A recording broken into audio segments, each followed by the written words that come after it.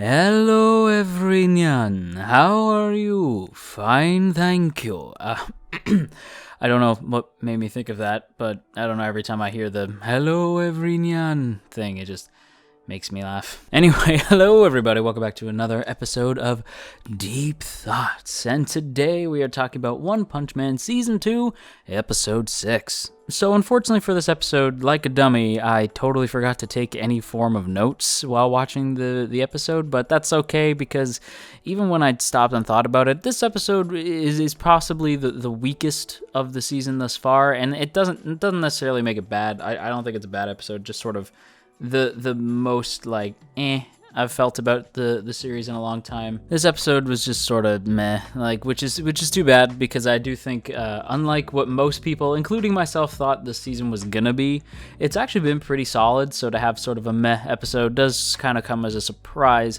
I don't have too much to say, so this video may be a little less long. It may not reach that glorious 10-minute mark, so sadly won't be able to make as much AdSense revenue. Oh, the sadness, the horror. Anyway, I will soldier on for you guys, I promise. Anyway, let's actually dive into this episode now, starting with Lightning Max, who I was absolutely positive was going to be the Yamcha of the show. Basically, his fight with Sui Ryu. I'm gonna say Sui Ryu. Let me know in the comments if I'm incorrect on that pronunciation. Although, in fairness, my pronunciation is terrible, so that's probably not a surprise or anything new for most of you. But Lightning Max was a definite surprise because when I saw the fight, I thought, or rather, not so much Lightning Max, but what Lightning Max was actually meant to represent. Because when I watched this early part of the episode, before the opening started, I had assumed that Lightning Max was meant to be like the Yamcha of the show. Given that we've already seen Lightning Max get his ass handed to him by the Deep Sea King, I had assumed that seeing him lose here was sort of meant to be like, haha, Lightning Max always loses, lol.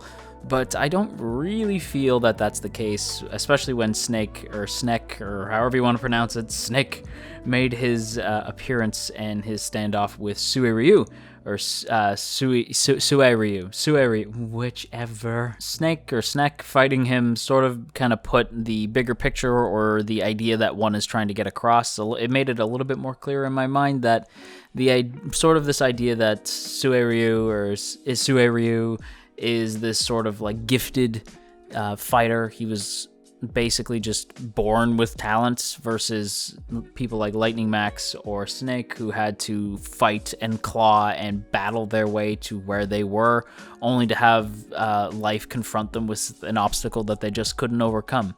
And I think that's a cool idea, the sort of like almost jealousy that these two must feel towards Sui Ryu, this dude who straight up told Snake that he doesn't even remember the last time he trained, and yet he's able to take both of them out with a single kick.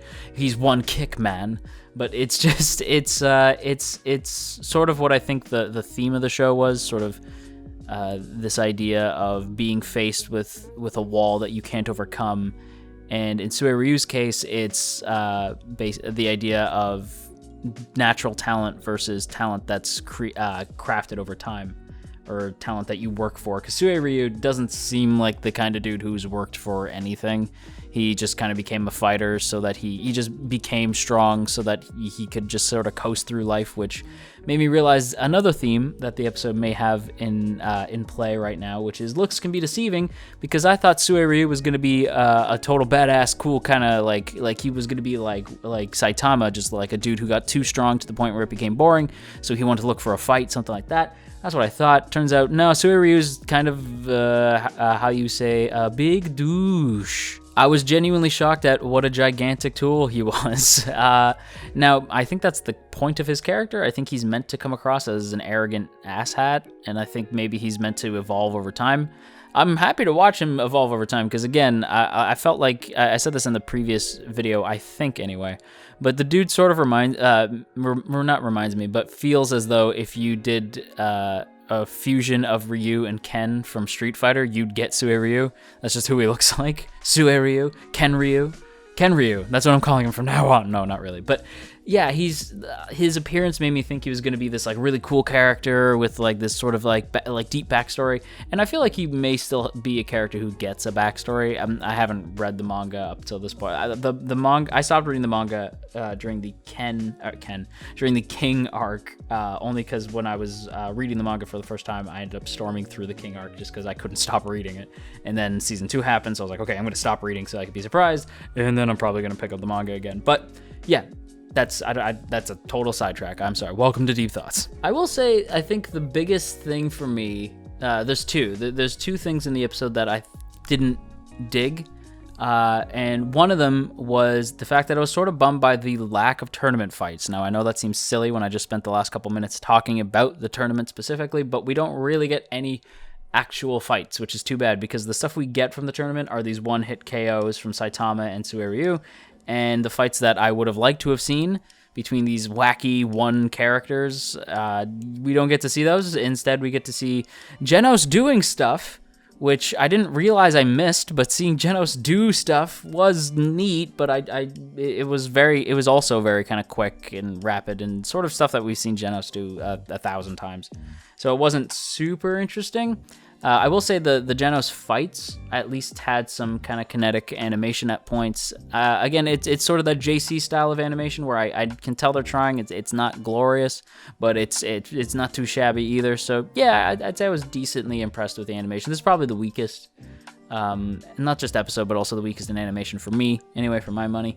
But yeah, seeing Genos do stuff, it was nice. And I did feel bad for Fubuki. That's another character we see have their showdown. Instead of the tournament fights, we see Fubuki versus that weird villain. And I genuinely felt bad for Fubuki. Not even, although to be fair, like she got destroyed. Like I don't know if y'all noticed, but she was hit with a whip, and not just a whip with thorns on it. And it messed my girl up. And then seeing that immediately paired with that can I just say, screw Terrible Tornado, screw Tatsumaki. Like I've never liked this character. To me, I was just like, okay, so she should have been in Mob Psycho.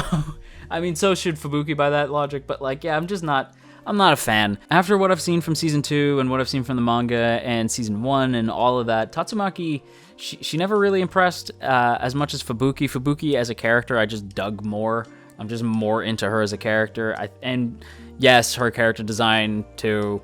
I'm sorry, but like, yeah, no, I'm a bigger Fubuki fan. So seeing Terrible Tornado show up and just verbally destroy my girl, calling her squad like useless and stuff like that, and just like saying like, I'll clean up your mess.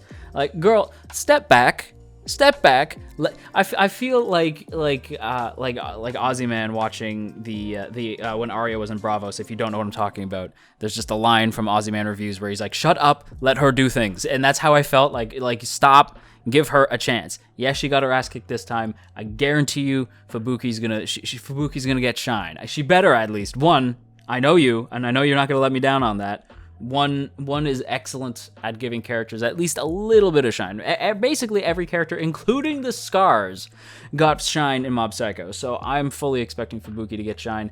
Fubuki, greater than Terrible Tornado, greater than Tatsumaki. I am positive I'm going to get dislikes for that. But hey, I know Waifu Wars. It gets people riled up. Let's try to remember, it's all fun in the end. We all like One Punch Man. It's all good. However, what is not all good is the biggest thing with this episode, and I'm kind of kidding, but I'm also kind of not kidding. The biggest flaw in the episode, where's my boy Garo? Garo is friggin' nowhere to be seen in this episode. We see him briefly in like one of the panels that they show across the screen very quickly at the end of the episode, and I'm like, what the freaking freak? Where was my boy?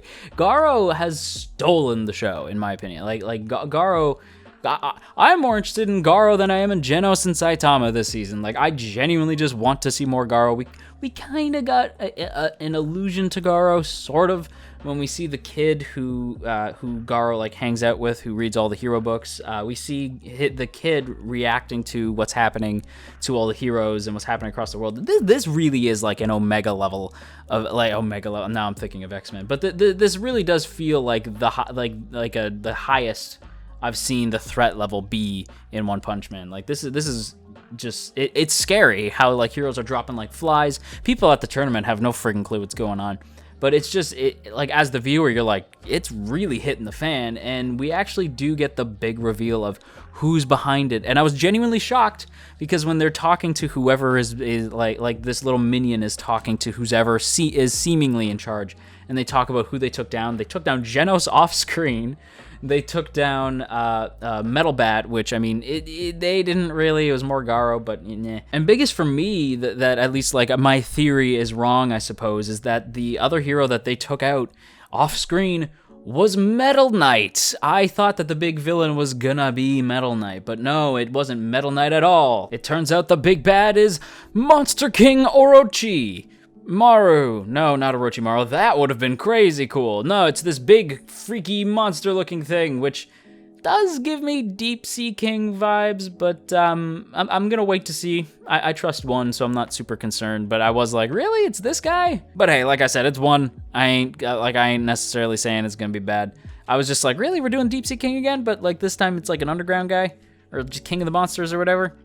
All right, I feel like it's gonna have something to do with Garo. I feel like Garo's gonna like become the Monster King or something like that. That'd be actually really rad now that I think about it. But yeah, no, it's all good. I trust one. All right, I don't know if maybe I did make it to the 10-minute mark. Maybe I did, maybe I didn't. But either way, that's gonna be it for today's video. So I hope you guys enjoyed. If you did enjoy today's video, then you already know what to do. Liking the video, sharing the video, those would be super rad of you. And if you'd like to stick around to see more videos from me, by all means hit that subscribe button and ring that bell to join the good ones. And as always, before I go, I do have to give a big shout out to the good folks over on Patreon, namely those in the Earl Grey tier. Omner Garamond, Veridin, Tristan, No For Nothing, Urza, Caden Fate, Gabriel, Dominic, Sipco Games, Opinionated Slime, and the newly introduced member of the Earl Grey squad, Maria Teresa. Thank you guys once again for watching today's video, and until our next meeting, stay rad and don't scary.